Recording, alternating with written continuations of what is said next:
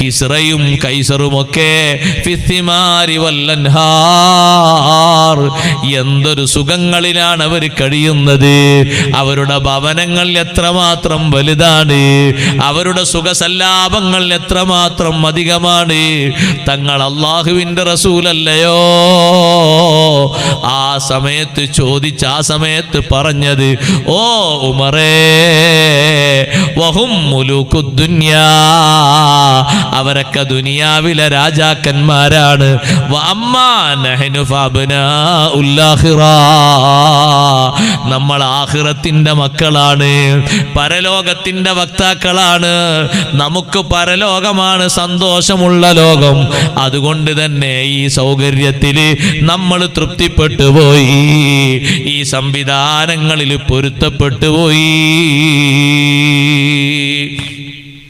ഒന്നുമല്ല, ആഖിറം ഉദ്ദേശിച്ചുകൊണ്ട്, പരലോകം ഉദ്ദേശിച്ചുകൊണ്ട് ദുനിയാവിതൊക്കെ മതിയെന്ന് ചിന്തിച്ചു പോയി. എപ്പോഴും അങ്ങനെ ദുനിയാവ് മതിയായിട്ടില്ല എന്ന് ചിന്തിക്കരുത്. ദുനിയാവിലെ സൗകര്യങ്ങളും സംവിധാനങ്ങളൊക്കെ പറ്റിയൊക്കെ അല്ലാഹുത്തആല എത്ര ചെറുതാക്കിയാ പറഞ്ഞു നോക്ക് നിങ്ങൾ. ഒരാൾക്ക് അല്ലാഹുത്തആല ഒരു സ്വർണത്തിന്റെ ഒരു കൊട്ടാരം, അതുപോലെ തന്നെ വെള്ളിയുടെ ഒരു കൊട്ടാരം, അതിൻ്റെ വാതിലുകളൊക്കെ സ്വർണത്തിന്റെ വാതിലുകൾ, അതിലുള്ള കട്ടിലുകളൊക്കെ നല്ല നല്ല ഏറ്റവും നല്ല വിലപിടിപ്പുള്ള മരത്തിൻ്റെയും നല്ല നല്ല ഉപകരണങ്ങളുടെയും കട്ടിലുകൾ, ഇതൊക്കെ കൊടുത്താലും അല്ലാഹു തആല അതിനെപ്പറ്റിയൊക്കെ പറഞ്ഞത് വഇൻ കുല്ലു ദാലിക ലമ്മാ മതാഉൽ ഹയാത്തിദ് ദുനിയാ, അതൊക്കെ ഈ ഭൗതിക ലോകത്തിന്റെ ഒരു ചരക്ക്, ഒരു സമൃദ്ധി എന്നല്ലാതെ കാര്യമായിട്ടൊന്നുമില്ലല്ലോ.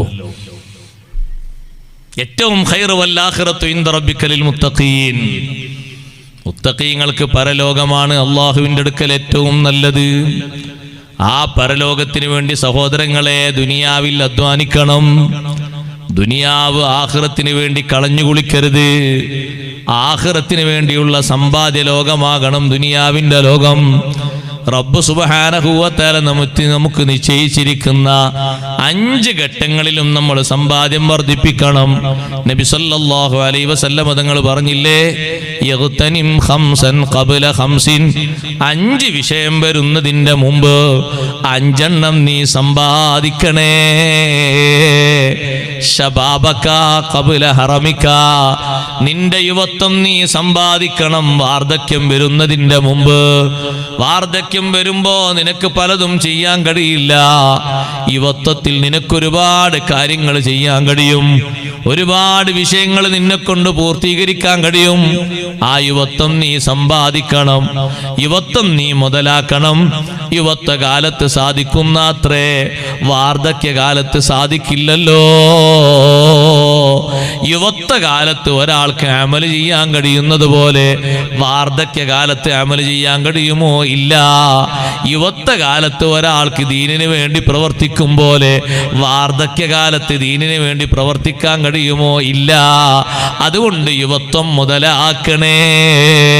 ഖബ്ല ഹറമിക, നിന്റെ വാർദ്ധക്യം വരുന്നതിന്റെ മുമ്പ് നിന്റെ യുവത്വം നീ മുതലാക്കണം. നബി സല്ലല്ലാഹു അലൈഹി വസല്ലം തങ്ങൾ ഉണർത്തി, സഹോദരങ്ങളെ, യുവത്വകാലത്ത് തന്നെ ഒരുപാട് അമല് ആഖിറത്തിന് വേണ്ടി സമ്പാദിച്ചു വെച്ചുപോയി മഹാന്മാരായ സ്വഹാബിമാര്, താബിഈങ്ങൾ. അവരെ യുവത്വം അവർ മുതലാക്കിപ്പോയി. യുവത്വം മുഴുവനും ദുനിയാവിൽ തീർക്കുന്നത് നമ്മുടെ ആളുകൾ നോക്ക് നിങ്ങൾ, വിനോദങ്ങളിലാണ് അധികവും തീർക്കുന്നത്. അതേ വിനോദങ്ങൾ നമ്മുടെ ആളുകൾക്കൊരു ലഹരിയാണ്. എല്ലാ തരം വിനോദങ്ങളും കൂട്ടിക്കോളൂ. ഒറ്റക്കിരുന്നാലും വിനോദം നടക്കുമല്ലോ ഇപ്പോഴത്തെ കാലത്ത്. സംഘമായിട്ട് ആളുകൾ വേണ്ടതില്ലല്ലോ. ഒറ്റക്ക് തന്നെ സംഘമായിട്ട് ആളുകളെ കൂട്ടിയിട്ട് കളിക്കാൻ പറ്റുന്ന കാലമല്ലേ ഇപ്പോ. ഒരു ഗ്രൗണ്ടിലേക്ക് തന്നെ ഇറങ്ങണമെന്നില്ലല്ലോ കളിക്കാൻ. ആ രൂപത്തിൽ തന്നെ എത്ര ആളുകളാണ് ഹരം മൂത്തിരിക്കുന്നത്. സഹോദരാ, നിന്റെ യുവത്വകാലത്ത് നിനക്ക് ക്ഷീണം കുറവാണ്, നിനക്ക് സൗകര്യങ്ങൾ കൂടുതലാണ്, സംവിധാനങ്ങൾ ഉപയോഗിക്കാനുള്ള ശ്രദ്ധയും ധാരാളം ലഭിക്കും, ഒടിവും കഴിവും ധാരാളം കിട്ടുന്നൊരു സമയമാണ്. ആ സമയം നീ മുതലാക്കണം.